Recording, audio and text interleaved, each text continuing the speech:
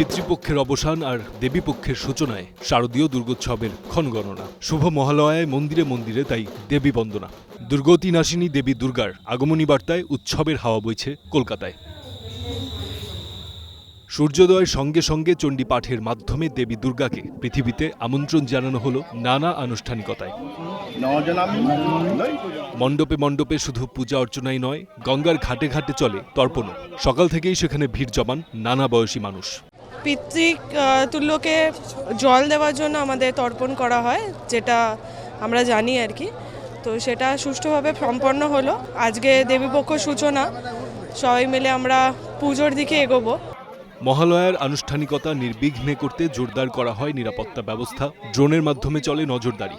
কোনো রকম অপ্রীতিকর পরিস্থিতি এড়াতে নদী পথে বাড়ানো হয় টহল। প্রস্তুত রাখা হয় রিভার ট্রাফিক পুলিশ ও বিপর্যয় মোকাবিলা দলের সদস্যদেরও।